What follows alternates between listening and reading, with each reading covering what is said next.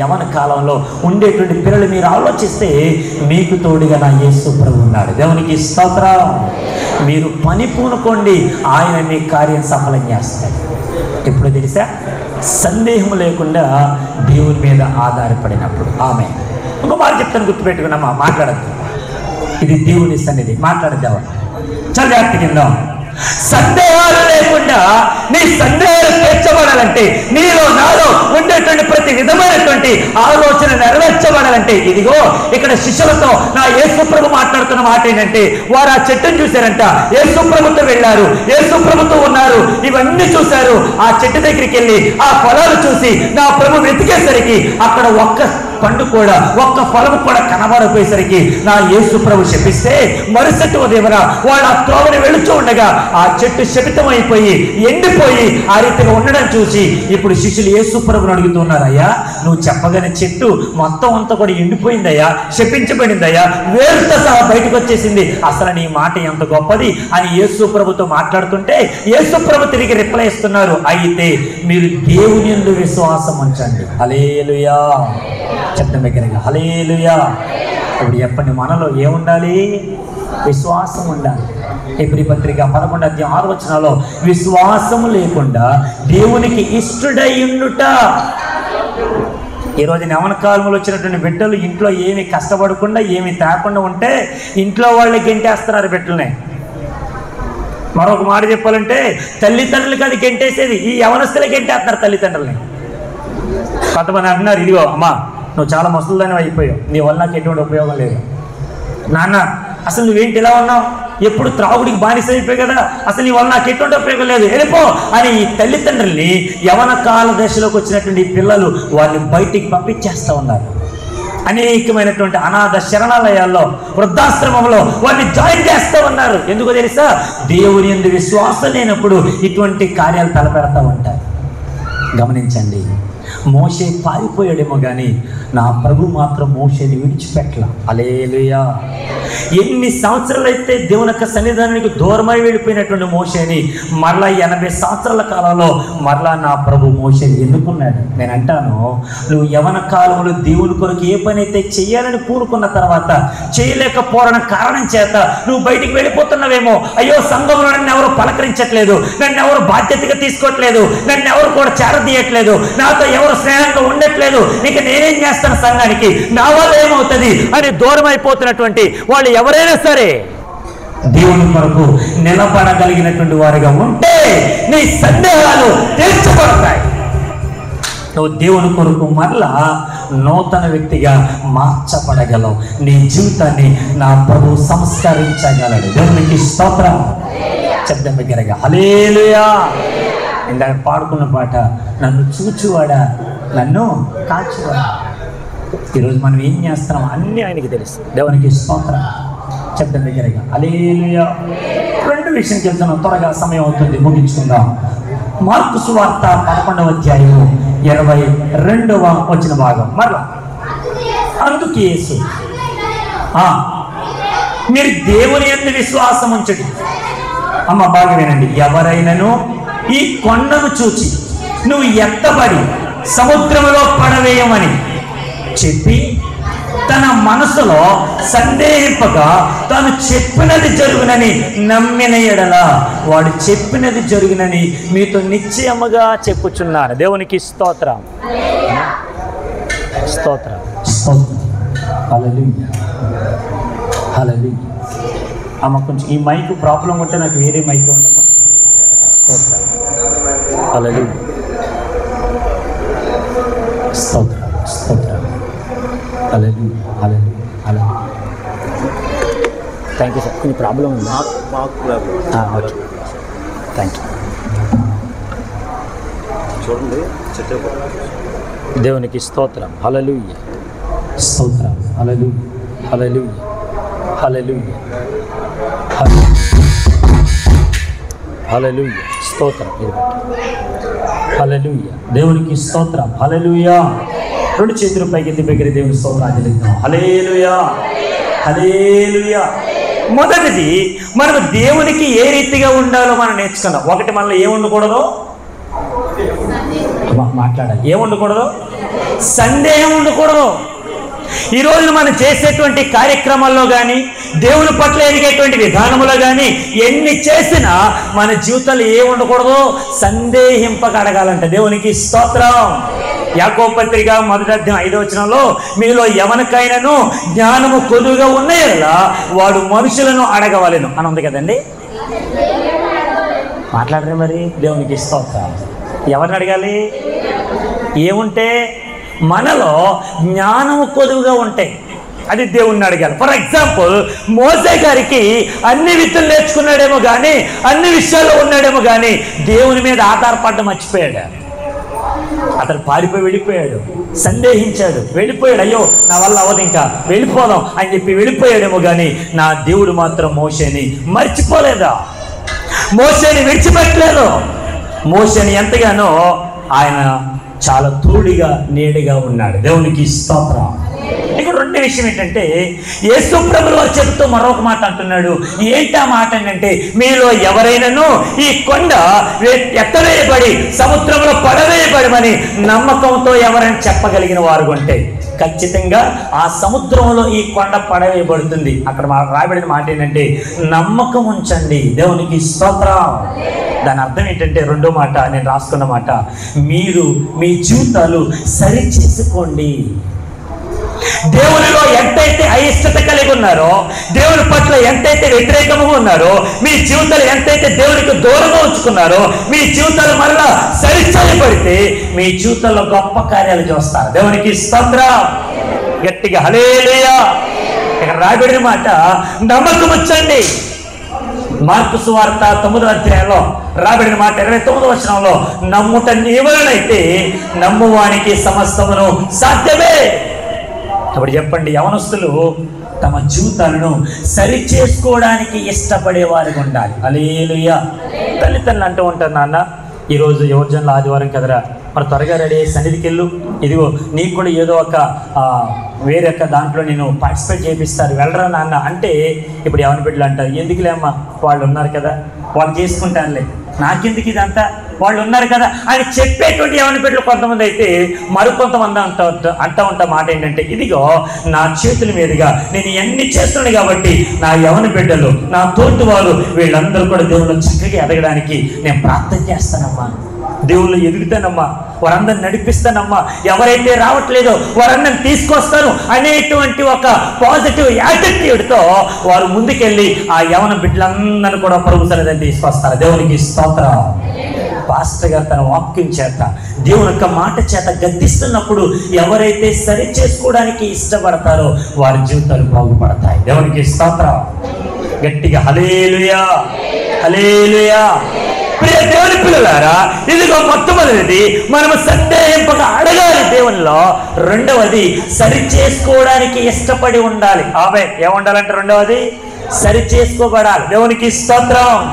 మనందరికీ ఒక మాట తెలుసు, ఒక మిషనరీ గారు ఆయన ఏం చేశారంటే, దేవుని యొక్క మాటను బట్టి ఆయన ఎక్కడైతే ఎదుగుతూ ఉన్నాడో ఆ ఎదిగేటువంటి విధానంలో ఆ సువార్థికుడు, ఆ మిషనరీ అందులో నుంచి బయటకు వచ్చి దేవునికి తను అప్పగించుకొని కొన్ని ఇంచుమించు కొన్ని యొక్క అధ్యాయాలు రాసి కొన్ని మాటలు చెప్పి ప్రజలందరూ కూడా ఉత్తేజపరిచి అనేక మందిని విశ్వాసంలో నడిపించగల సువార్థికుడు ఆ మిషనరీ.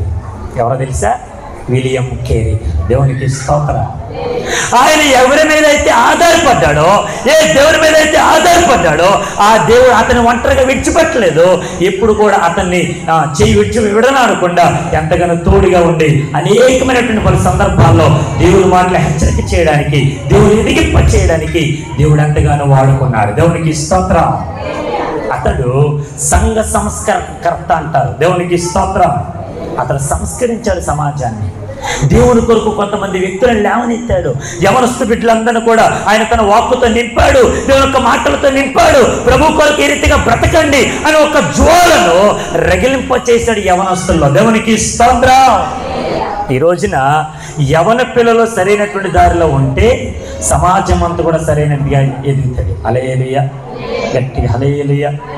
ఈరోజు నీ యవన పిల్లలు ఎదిగే వారిగా ఉండాలి. ఇందులో విశ్వాసములు ఎదిగితే ఒకటి సందేహాలు తొలగిపోతాయి, రెండు విశ్వాసములు ఉంటే దేవుని మీద విశ్వాసం ఉంచగలిగితే వారు సరిచేయబడడానికి ఆస్కారం ఉంది. దేవునికి స్తోత్రం. చెప్పండి, యవన బిడ్డలు ఎప్పుడైతే తమ జీవితాన్ని సరిచేసుకోవడానికి ఇష్టపడతారు, ఒక మాట చదవండి. కీర్తన గ్రంథం 119వ సంకీర్తన 9వ వచన భాగం. కీర్తన గ్రంథం 119వ సంకీర్తన 9వ వచన భాగం. యవనస్తులు దేని చేత తమ నడతను శుద్ధిపరుచుకుందరు? చేతనే కదా. దేవునికి స్తోత్రం.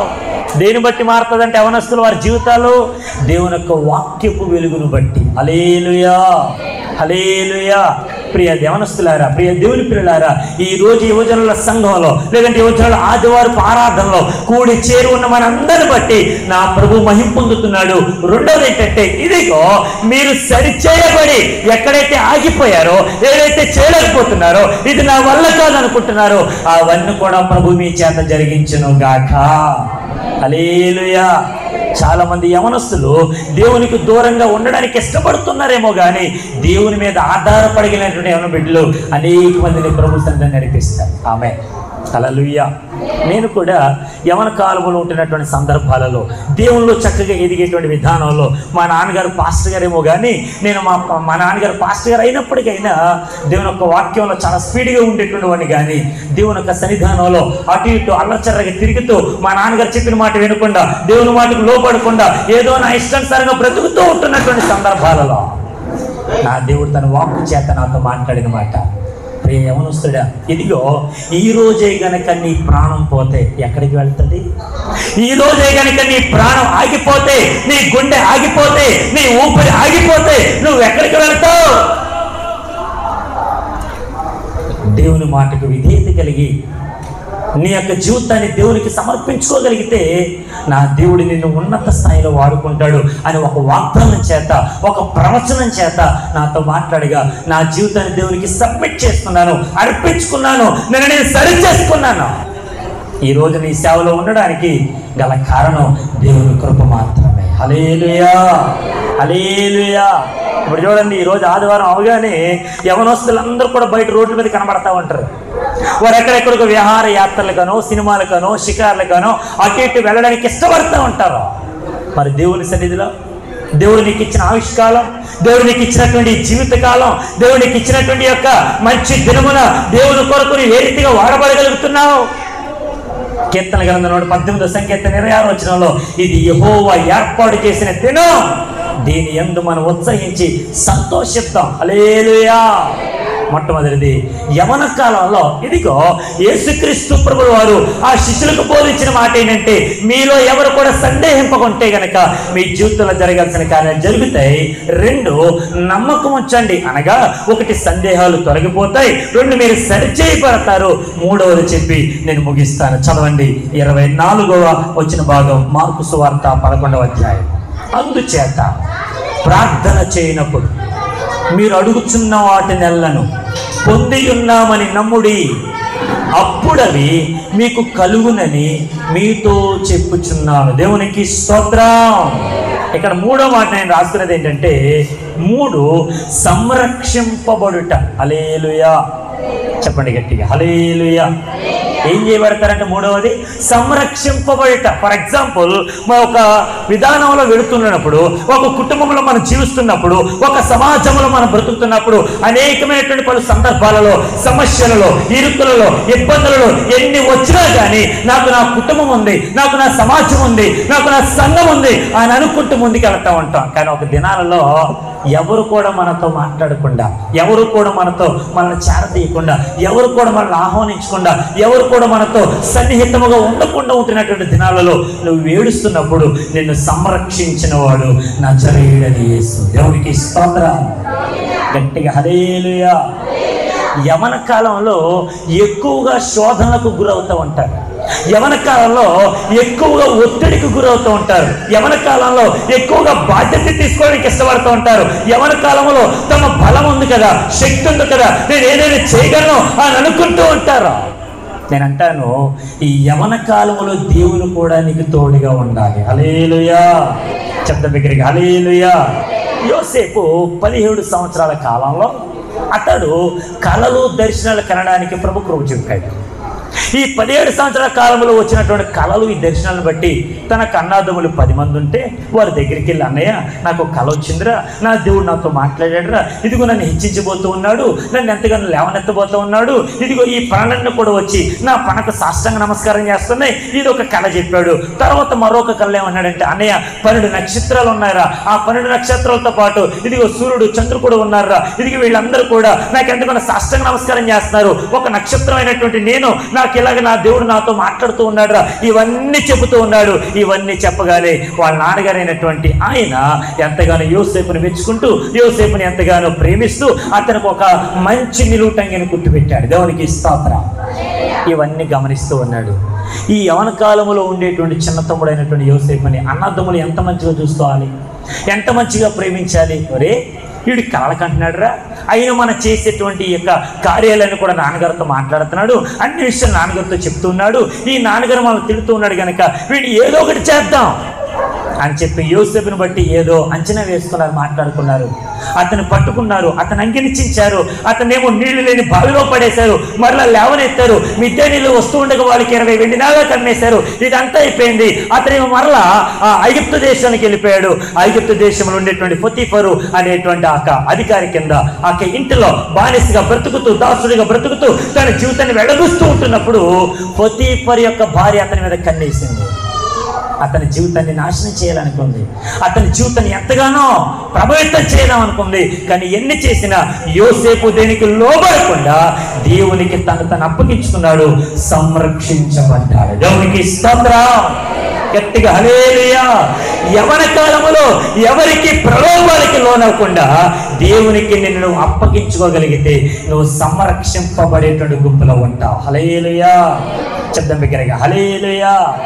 ఈ రోజున యవన కాలములో ఉండేటువంటి ఈ పిల్లలు, ఈ యొక్క యూత్ ఎవరైతే ఉన్నారో దేవుని కొరకు కొంతమంది రగిలించేవారుగా యుందురుగాక. ప్రభు వారందరినీ ఇంకను ప్రజ్వలింపచేయునుగాక. ప్రభు వారందరినీ అనేకమైనటువంటి పరిస్థితుల నుండి వెళ్ళినప్పటికైనా వారందరినీ హెచ్చించునుగాక. ఒక మాట చెప్తాను, భాగ్యమేనండి. ఇప్పుడు అంజూరపు చెట్టు ఎండిపోయింది కదా, ఎండిపోయినటువంటి అంజూరపు చెట్టు యవనస్తులకు సాదృశ్యంగా ఉందని చెప్పుకుందాం. ఈ అంజూరపు చెట్టుకి ఆకులు ఉన్నాయి, ఫలాలు లేవు కదా. మరి ఫలాలు లేని చెట్టు, ఈ యూత్ ఎవరైతే ఉన్నారో దేవుని దగ్గరికి వచ్చి, అయ్యా నీ శాపం నా మీద రావద్దు, నేను ఫలించడానికి నాకు ఒక మరో అవకాశం ఇవ్వండి, నన్ను బలపరచండి, నన్ను వాడుకోండి, నేను నీ సన్నిధిలో ఉంటాను ప్రభువా, నేను నీ మాట వింటాను ఆయన, నీకు లోపడతానయ్యా, అయ్యా నన్ను దీవించు అని ఎవరైనా తమ తప్పిదమును ఒప్పుకోవడానికి, సరిచేయబడడానికి ఎవరైనా ఇష్టపడితే ఆ ఫలాలు లేని చెట్టు ఫలాలతో నింపబడును గాక. శబ్దం దగ్గరగా హల్లెలూయా.